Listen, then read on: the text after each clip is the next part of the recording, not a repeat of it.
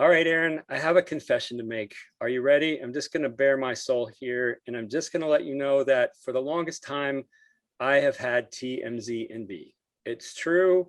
I don't really want to be an entertainment reporter, but I have always kind of liked that newsroom style, kind of, throw around ideas and kind of see what percolates. And as we start the 21 season for the Academy football, one of the things I want to do, I mean, I've done documentaries on the paparazzi. I know I don't want to do that. Absolutely love Academy football. So this is my attempt to kind of live my TMZ dream. Let's give people a little behind the scenes look at what we've been doing for the last, really since March, since spring ball. We started talking about the season preview. We've gone to the spring pressers. We've covered spring ball as well as we can. Given the COVID crisis. And as we've been putting together a show, we're now in the final few days of finishing our season preview, which will be released on August 5th. As I calculated, we have like 10 hours of material, and there's some really exciting stuff in there. We're going to have to distill that down into a 58-minute show that'll air on linear TV. We'll also put the whole show on YouTube. But, let's give them the TMZ behind the scenes look. And as you've covered Army for us last year, you're covering Army for us in our second season. What's exciting about Army this year? And as we put this thing together, what's really stood out to you? I think what's so exciting for everybody this season is the fact that they actually had the opportunity to play spring ball. It gave a lot of the younger players an opportunity to learn the system, get out there, learn each other, tendencies of the team, and for the coaches to really see what they have with some of those younger players with the positions that might have graduated the year before, kind of see where they can fill in some of those roles. And for Army, definitely a lot of question marks, especially on the offensive side of the ball. We saw so many different quarterbacks last season, 6 different players taking a snap at a different time, 4 different starters. So a lot of fluidity there that the coaching staff really needed to figure out. And I thought what Coach Monken had to say about the quarterbacks and what was going to go into that decision on who would play was really interesting. That was something that I found really interesting, kind of telling into what this season might look like for them. Yeah, and that's certainly something that anybody that tunes into our show, which will release again on August 5th, will hear about. That show will be running all month. Was there anything else that's the offensive side? Anything on the defensive side? Well, defensively, we know that they were one of the top defenses in the country last year, top 10 in 4 different categories. They did so well. Overall defense, the #1 defense in the country. And they lost some key players. We know John Radigan signed with the Seattle Seahawks. So that linebacker who was so good last year is going to be off the field. Nobody seems worried about it. Coach Monken, I think, is very high on some other players that he has stepping into those roles and did not seem like they were going to miss a beat this year. I had a chance to talk to Sal Interdonato of BlackKnightNation.com. We sat down, really previewed the season, what he expected, and kind of played off of what happened last year a little bit. A lot of success for the Black Knights on the field last season with 9 wins. Kind of be interesting to see how many they can get this year. Yeah, for sure. Well, so let's talk about first Sal, and then we'll talk a little bit about the excitement. I heard that helping cover Navy. Diane Roberts covers Navy for us. She and I were kind of tag teaming that. But Sal, the interview in our special is like almost 7 minutes long, I think. And that was, if I remember, it's almost a 25-minute interview. So folks that tune in to the show starting August 5th will be able to see the highlights from that interview. But anybody tuning into our YouTube channel, Behind the Lines on YouTube, will be able to see that whole interview. I share your sentiment. There was so much excitement for Navy last year. They never seemed to get into the rhythm of kind of that normal routine of what happens throughout the week as you prepare for a game, as you plan and prep, and then have the game, and then you have your after game meetings and all that. And they did that all virtually. So one of the things I learned covering Navy this year is, how excited they were to be back in person and face-to-face meetings and contact. Navy didn't have any contact last year at the start of the year, and that was a big difference. And in spring ball, they were mixing it up. Yeah, definitely. I think a lot of the schools are excited to have some normalcy, to have the fans to be able to attend the games, be back at the events. The atmosphere is going to be so different this year. That creates more excitement around the game. And just having, like we talked about, the spring ball, the chance to get started, get into your routine, come back for the summer, work out, be around your teammates, kind of develop some chemistry, should really help this season kick off a little bit better for all of the squads than it did last year. Yeah, for sure. I know there's a lot of excitement about being back together.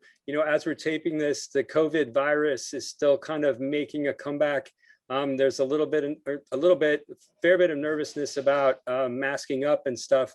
I do want to play a quick soundbite. This is Nathan Pine, athletic director at the Air Force Academy. I asked him specifically what Air Force's approach to the COVID virus was going to be. Here's what Nathan had to say.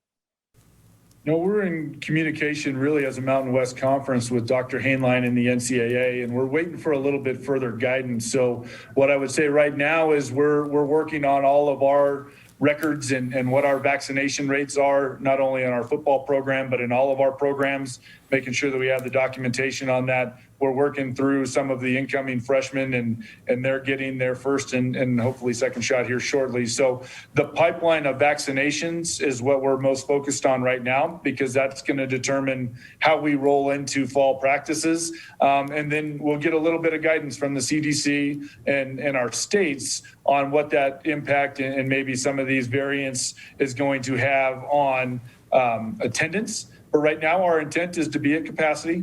And what we're encouraging is all of our fans, all of our staff, and all of our players to be fully vaccinated, because we do know that even if you do contract COVID once vaccinated, it's very minimal in what those effects are. So what we're trying to do is control what we can and make sure that we have our records. And then we're going to adjust based on what the NCAA medical staff and Dr. Hainline tell us football season will look like as far as testing and other variables.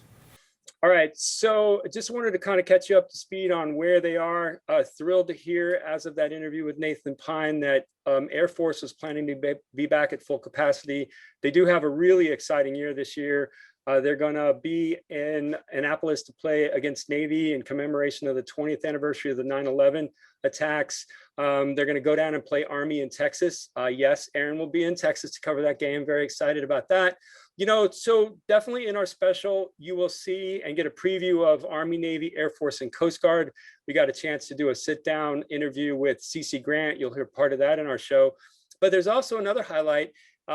This year, it's the 50th anniversary of the Commander-in-Chief's Trophy. We did a special on that we released that in early March. You can still catch that either on our YouTube channel or on our website, behindthelinestv.com. But if you missed it, Aaron's going to give you a kind of a history of the rivalry. Aaron, you and I have been working on this really dating back. I mean, let's not count the regular season coverage from last year, but we met in Philly and right before the Army Navy game, and we've spent the last it's easy to say 7 months, 8 months living the Commander-in-Chief's Trophy and living the rivalry. What is your takeaway, or what's your take on what this rivalry means? Yeah, there's a lot of pride on the line when it comes to the CIC, a lot of emotion behind those games. They mean a little bit more to all of the Service Academy football teams when it comes to Army, Navy, or Air Force, Army. It's really exciting that we got to be there and feel that a little bit. To have the cadets and the midshipmen in the stadium last December was amazing. And to be able to hear from the players and the coaches about that rivalry, what it means to them, we had to put a taste of that in this preseason special. So definitely need to tune in and watch some of those clips that we had from over the years. We've pulled video from way back when it started in the early 1900s. And it's a really interesting story about kind of how this rivalry unfolded and how it turned into the CIC trophy and that type of competition between all three. Yeah, it's exciting. Hey, it's the 50th anniversary. You're probably going to be hearing a bit about it all season, so get used to it. Last thing I want to share is, as Aaron mentioned, this rivalry really has a special place in people's heart. One of the features we'll do this year, this will be more on our website and more on our YouTube channel than it will be on our show, although we will have some of it in the show, are going back and capturing those unforgettable moments. families whose little kids, the first thing they knew was the Army Navy song. It was they wouldn't know both of them, but the Army fight song or Navy song. We'll have those unforgettable moments. You know, if you are an Army, Navy, Air Force brat, or retiree, whatever, and you've got a golden moment or an unforgettable moment you want to share with us, we want to hear about it, and we want to put it up so other people can share it. You know, it's those eyewitness accounts that, you know, in the first row, stories that we want to tell. So just be looking for that special feature in our season preview. I'll give you a small taste of one of those unforgettable moments. It's an amazing story of a father who graduated from West Point, but taught in Annapolis, and his experience right before the big rivalry game. So look for that in our season preview. Erin, listen, she's our Army Special Operator. There's some great stuff in there. It's at least, man, I think you're at least 12 minutes, close to 10 or 12 minutes of Army coverage in our season preview. So there's a lot of good information there. We hope you'll join us. You'll be able to catch it, like I said, all month from August 5th all the way through until our regular season premiere, which will be the weekend of September 4th. So look for it on our website, or look for it on your local cable provider. Erin, great to have you here. Looking forward to your coverage this season.